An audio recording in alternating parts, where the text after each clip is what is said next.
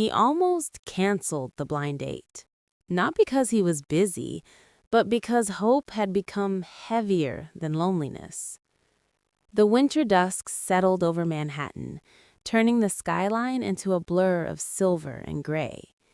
Inside a quiet cafe near the corner of Lexington Avenue, Jordan Hayes sat by himself, fingers wrapped around a coffee he hadn't touched. Outside, snow traced slow patterns against the glass. From the outside, Jordan looked like someone who had everything figured out. Tailored coat, calm posture, the quiet confidence of a man who signed deals worth more than most people earned in a lifetime. But inside him was a stillness that had nothing to do with peace. It had been 3 years since the accident. 3 years since Claire, his fiancé, his anchor, had been taken from him in a single night. Since then, success came easily. Sleep did not. He checked his watch. 6:18 p.m. The date was supposed to start at 6. Jordan exhaled slowly. His sister had insisted. "You don't live anymore," Pamela had said. "You just exist." He glanced around the cafe. Couples laughed softly. A barista wiped the counter. A woman typed furiously on her laptop. No one looking for him. 30 minutes passed, then an hour. By the time the cafe began emptying, Jordan stood and reached for his coat, already bracing for the familiar disappointment. Another reminder that nothing new ever stayed. That's when he felt it, a gentle tug on his sleeve. He turned. A little girl stood beside him, no more than 7, curly hair, wide hazel eyes, a pink backpack hugged tightly to her chest like armor. "Mister," she said quietly, "you look like someone who forgot how to smile." The words landed harder than he expected. Jordan froze. He had sat through boardroom confrontations, hostile takeovers, and public scrutiny.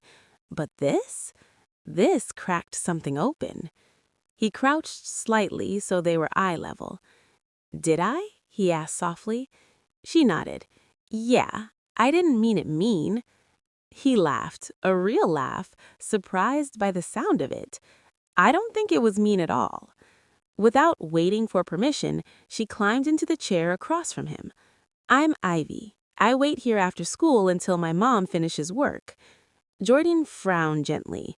"You wait alone?" She shrugged. "The coffee man watches me." Something about her trust unsettled him. They talked.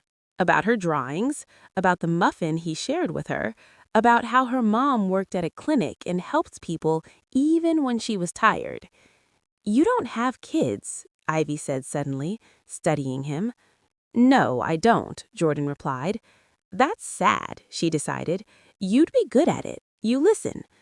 The truth was, no one had said that to him in years. Time slipped quietly. When the cafe door burst open, cold air rushed in along with a woman in scrubs, breathless and frantic. "Ivy!" The girl jumped up. "Mom!" The woman pulled it close, then turned toward Jordan, eyes full of apology. "I'm so sorry if she bothered you." "She didn't," Jordan said immediately. "She saved my evening." Stella, that was her name, looked exhausted in the way only people who carry responsibility alone ever do. And when Jordan learned she was a single mother, balancing shifts she couldn't afford to lose, something inside him softened. They ate together. Not because it was planned, but because it felt right. Jordan didn't mention his wealth. Stella didn't ask questions. Ivy talked enough for all of them. And when the night ended, Jordan realized something strange.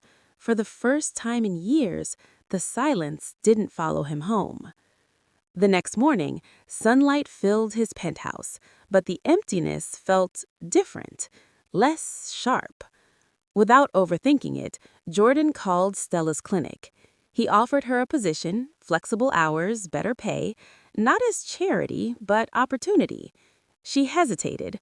Pride always does. But 3 days later, she walked through the doors of Hayes Industries, unsure but hopeful. Stella changed the building. She remembered names, she noticed people. She made a place built on ambition feel human again.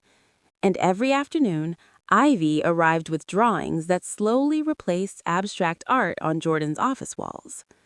Months passed. Friendship deepened into something careful and unspoken.